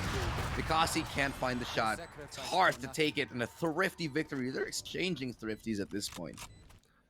Not bad. I mean, even if you exchange thrifties, as long as it's a win, it's all good. They managed to just go in with that A split. The previous rounds, they were going in full forces in towards A main. This time, just going out from that B lobby past mid in towards A short. They managed to take down a couple players with that. And I want to say, like, Mikasi had the operator. It wasn't as effective as she hoped it would be, and she needed to have that support from her teammates in order to actually come in with that retake. If Zini was able to find a couple more kills, maybe it would have been a little bit more successful. But now that you only have an operator, of course, Lightality will rush you down. This round is a little bit different, though. No operator in her hands. In fact, it's going to be Meisu with a Phantom just to stall things for a second. Lockdown destroyed as well, and that just makes Lightality turn tails and back off and towards the site itself. They might be able to control it for now, but how good is that going to be? The shock dart lineups actually connect square in towards Ailema. She eats it, and well, oh she's no, still rather healthy. Dumpling coming in from logs. Okay, stops it for a second, and now we're back to an even fight for now. Oh, Okay, Ilema, you have a lineup for that? dude, That's absolutely ridiculous. What? On the site? All right. Gets spotted out, though, looking for the headshot angle. Meitsu's better for it. Now, 3v2. Meitsu found the third, finally traded out, but the swing out incoming. BL has to reload, and the reload just came at the worst time. The quick trades for Chillong net them another round, and that's going to be a 3-4. This game is pretty spicy already, and we're only at the very start of it here, Quack. Only at the very start. Right? It's still round number 8, and they're trading rounds back and forth, and it's just Chillong actually adapting to whatever Lightality throws at them. You know, whether they change sites or whatever kind of execute they're trying to throw at them. You have to lock down? No, we got a perfect answer for that. Zini has her Hunter's Fury. At the same time, they try to go in with the retakes. It works out beautifully because they have that numbers advantage. The only thing is, it's the duels that Lightality are kind of losing out once they get the post plant. It's coming into this right now, in towards a main. Meisu, a little bit open, I think, a little bit too wide.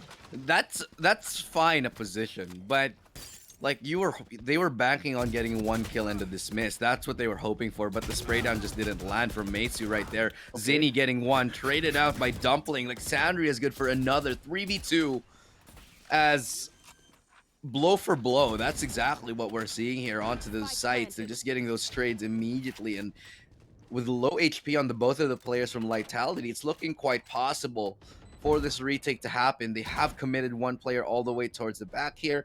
Alexandria, very much low on HP. Sashimi could swing. Dumpling's good for the punish, and that's probably the round already. Yep. It's just exposing your positions, and Ailema will be able to take that final kill. It's a little bit chaotic. Honestly, they're going in for these duels right now. Not so much of a tactical advantage, just going for those heads-up duels. And when you go for that, if you don't get the kill, it really, really hurts you in the long run. You lose your numbers advantage. You lose a player. And, of course, Lightality are able to just overwhelm you at a certain point. And that's what they want in these post-plant scenarios. But when they have a tough time breaking onto site, when they lose players in that process, that's when Chillong starts to come in advantageous. So now a Nano Swarm plus the Dark Cover up over by B main. They're activating their ultimate again. A shot will whiff. And I think at this point, Biel will be able to find the entries. She's going to swarm onto site, come in with a curve. Well, oh, okay. A little bit of a whiff. Well, a little bit right there, but Dumpling's good for the punish. Metsu able to find one. Mikasi with a shorty knows she wants to get close. Will she be allowed to? That's going to be the question. Trying to spam through here. Dash is fake. Recovers a Phantom, but it's going to be Metsu and the right clicks. And Alexandria, they've recovered a couple of rifles. They're really trading here. And this could be another thrifty win if they line him up. No, it's Dumpling to deny. Metsu with 35 HP, 25 actually. And if she can get a reset, maybe get a heal on, this might be possible. But this 1v2 is looking near impossible. The crossfire is set. The trap has been sprung. And Dilemma is good for the final kill. 6-3. No thrifty this time, but it certainly was expensive. That's one of the most difficult, most stressful situations that you could possibly be in. You got two players to deal with, and they're all over by Boathouse, where it's just so many obstacles. There's only two little windows that you can look through. Meanwhile, the spike is ticking away at the back of your mind, and it's pressure building. And she's trying to kind of go for that little jittery movement to maybe put herself in a secure enough spot that her shots would be accurate. But at the same time, with those angles being watched by two separate players, it's going to be difficult regardless, and losing in that 1v2 hurt them. So Lightality now, their entries are starting to look good, especially when they have the ultimates to start things off. Shock Dart not connecting the way they wanted to, but will be enough for them to maybe slow down the pace. Doesn't matter though, they found their way onto site. Metsu good for one yet again. Will manage to pick off Lucille. But still, the numbers dwindling away from Lightality. Estelle here. The lockdown is incoming. They're going to have to do something about it. Hunter's Fury just to stop it. But Sashimi gets a double. That's a collateral. And Sashimi has made mincemeat of Lightality. Estelle, slice it and dice in. 3 kills for her. And that's a very, very convincing gun round here for Chillong as they find the 4-6. 4-6. 2 more rounds. And that's the end of the first half. If Chillong can actually take those 2 and bring it to an even score, things might be a lot better for them towards the second half. Of course, they'll be swapping over onto attack, but it's really telling that this is how Chillong wants to play. If Lightality are hell-bent on going for these entries, just pushing into sites, very standard style, if Metsu can get an opening pick, if someone else can just hurt their numbers a little bit and it starts to dwindle, like you said, right? Then the retakes are that much easier. Well, try to get onto site right now as they've managed to find some way to wiggle in towards B. No one there to receive them. And so it's the retake game right here from Chillong. Nice lineup there. Dumpling goes for a little bit of an aggressive push. Gets one. Zinni's good for another. Now, 4v4. Only pistols right here in the hands of of one of the players. I think it was Lightality. No, excuse me. Chillong had Sova on the Sheriff. That's a nice swing out from Mikasi. Beautiful hit onto Ilerma. Zinni's good for another one. Mikasi finds a second, and they're swarming onto site. BL all alone finding 2. Could find the third. Whips out the classic. Can't get more. And it's Mikasi with a triple kill right there to seal the deal on this round to get us into that 6-5. My god, yo, trying everything that she can, just kind of playing Time Crisis for a second and towards Boathouse, but with too many players overwhelming her. You got Lexi in addition to Mikasi just trying to rush them down, and that's Chillong's game. And this is where I think, you know, even with all these mechanical performances from Lightality's players, like, yeah, they're showing that they have what it takes to win these duels. They have what it takes to find these entries now, but you need a little bit extra. Their current strategies have been very, very standard. It's just either full send in towards A, full send in towards B, nothing additional. Chillong, if they're just able to find that opening pick, they get the retakes down. And it's just not working out for Lightality anymore. Starting things off, Mikasi, and then now Lexi getting the second pick. There might be a trade from Hearth, but I think things are going to fall apart pretty soon. Does look like it, as that's gonna be Biel with finally a great entry. And that's another follow-up. Good timing from Hearth, as they have managed to find themselves in a 3v1. Only one player left standing, Sashimi. She's pulled out some big clutches before, and with low HP onto one, they might be able to get this actually. But it's gonna be a tough one for certain. Does have that Zed Phantom skin, so she gets +10 on the stats on this round. +10 accuracy, Plus +10 10 damage. accuracy. She could do it. She could do it. Has to isolate these duels though. We'll be able to get the first, and that's Dumpling, the low HP player. Ballerino, just behind the Radiant Craze, and now they know where she is. They're trying to make it difficult for her. Spots out Hearth, gets the flick, but she's down to 9 HP. Yell, just dancing between the boxes, comes up with the peek at the right time, right place, and takes Sashimi down, of course, winning the triple as well. So, end of the first half is 5-7, Elu. Two rounds separate these two teams, and honestly, what a half that we're seeing from the both of these teams right now. Lightality, Estelle, they've managed to find a 2-round lead, but it wasn't clean for either of these teams here. They're trading thrifties, you know. It's just a scrappy first half. I think there were a couple of weird moments where whiffed sprays and missed opportunities. It was a weird first half. I think it'll be a little bit better once we get to the second one, though. I agree. I felt that Chilang in towards that retake, they got a little bit too aggressive. If it was a little bit more coordinated, things might have been a bit different. Of course, Makasi again with the operator was a little bit tough as well. But here we go. Matsu to start things off. They're showing that they're still that sharp, just rushing in towards Garden now. Biel, though, actually able to catch them square in the body. Dumpling somehow over by the corner, able to find one. The trades come through, plus the shock dart in towards Sashimi. They managed to even out this fight. Still, though, the spike does go down on the A site, and now it's just a retakes game once more. Retakes is what they're known for. Lightality, Estelle, they did so well on it on Bind. Can they do it again? Right click to the face right there. Lucille decapitated by it.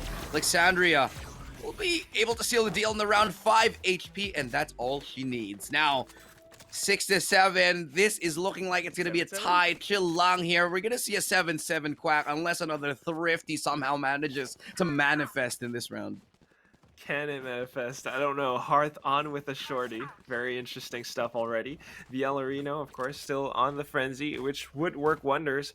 But it comes down to how they position themselves truly in for this A take that Chilang are trying to prepare for. If they hold the perfect off angles in towards these close range duels, they might just be able to make it work. Of course, you can just leave that Killjoy, Lucille, I believe, on the B side alone. And that might be the perfect play, right? They're stacking up on the A side. They're banking all their numbers in towards A short for now. Jiggle peeks, they get the information, and it's going to be a shorty crossfire setup. But, oh, Meitsu and Makasi just nailing their shots. Ilima comes back and answers, win with a shorty, gets a dink, gets one player down. Biel gets a kill as well with the frenzy from A main. Now that they have a little bit more semblance of control, they're going to be rotating back towards market where Lucille hears all of these footsteps. She goes in with the right clicks and a double! Oh my god! One player remaining, and that's Sashimi. She goes in with a spray now, turning it back into a 1v1. Still with the weaponry, but Biel has picked up a Spectre. Oh, and that's massive. Has to spray through the door here. Sashimi, if she stalls too long, she might get caught off in rotation. Not going to happen, though. She gets towards the back of the site, but she might not expect Biel, who has already gotten this close right around that boathouse. And I think Biel's got a great read here. Oh, she's out in the open, and that's going to be a thrifty round. I jinxed it, didn't I? I think at the start, you're like, unless a thrifty round manifests, lo and behold. Oh no. I think like she was probably considering her utility. She chucked a nanostorm in towards Speedway, an alarm bot in towards stairs, and Biel just completely went around it. She was planting in an exposed area as well, which just was really, really unfortunate. Maybe it's one of those things that comes down to like a little bit of timing. Biel was just faster and then quicker on the draw, knowing where she was positioned, the quick flicks as well. So unfortunately for Chilang, they lose out in that extra round. Now they have to go back on an eco, and Lightality with the buys might just be able to perform better. Of course, it is a Sen after all. Flash, not really gonna get anybody. Pistols. Oh, good shot right there from Hearth. Could line up another one, but it's Maitsu. Okay. That could be a rifle that they pick up if they actually go ahead and try for it. But it's looking like there's 3 players here in Garden to receive. All right, they really do not want to give control of it, and they're all swinging out. They clean it up. Lightality Estelle, they deny the thrifty win yet again. 6-9. Lightality Estelle, they've managed to find a 3-round lead. That's why this is Lightality's map. They're able to rotate so quickly around, and as soon as that weapon drops, it's a mimic. It's a trap. Like, you think you could maybe retrieve it, but then you got players on the other side, and they're all stacking up in towards that one little spot, in towards tree, in towards garden, and you just cannot get close enough. You smell that rifle. It's so sweet, but you cannot touch it, and that's because Lightality are there to defend, and right now, Chilang need to figure something different. In towards B main they go, and this time they have the full arsenal. Might just be able to make it different. See what Chilang has, what strats they have up their sleeve. Recon does spot out Alema. Forces her back towards that boathouse, but will once again reclaim her position. Nobody really going off the back of it, and so it actually fakes out and gets 3 players here towards that B site. But the problem is you got Hearth on that operator. She's locking down that short angle. So Chilang, they do not have an entry anywhere right now. They need to find something. They don't even have a main because BL has taken it. Impressive setup from Lightality. So it comes down to maybe if they actually are able to find BL, it might just be able to overwhelm Hearth. Oh no. Oh, but they're ignoring Wine. They didn't check it. And BL's good for a big flank. Hearth is just as good as well from short and nailing down those angles. Lucille coming in to back him up, and the rotations are already underway. The triple from Hearth and a operator headshot to finish things off. They come into this with a flawless victory, 10-6. And right How now, long did BL wait in that corner, dude? She was just like holding it. She's like, hold, wait. It's like, they're here. Come on, guys, rotate over. No, wait, no, I'm staying here. Hold on. I got it. She does get the final kill, though, after the recon did come out. And so, double digits come to the way of Lightality Estelle. Double digits and a broken economy for Chilang's side. Oh, They almost lined. They did line up, actually. Don't fight me. She's stunned. She's shell-shocked, just standing there. What just happened? Where'd my teammate go? Why am I 5 HP? She's today on I should not be alive. I should not be alive. Well, Zini certainly isn't after she goes on her solo journey in towards B main. The double setup from Lightality. I mean, this is what they were preparing for on this defensive side. The operator in Hearth's hands. And then you got everything else just in place. Wherever Chilang is trying to go to gain some semblance of map control, Lightality is there to welcome them with loving, huggable arms. Very, very welcoming here, and this very passive angle from Dumpling. Wait. Okay. Yeah, that should have been Mikasi's kill, actually. She took 3 shots. Eventually, Dumpling gets a double. Now, Alexandria on the Sheriff, she's able to connect here. That's 1 rifle out of the hands 30 seconds left. of Lightality Estelle. That's a Phantom. Can she get some kills to make it more expensive? 25 seconds left. She does. She manages to find BL here, and is actually starting to make this interesting. She does have ultimate, so she has options. But she's also surrounded. Spots the elbow. Is able to win another. And look at this. She can go wherever she 10 chooses seconds, with though. 7 seconds. She does have to decide. No way. And they know this, so they're just running away. They're playing hide and seek at this point. Lexi, no! She was good for all those kills, and then Hearth at the very final moment just shows up with her operator.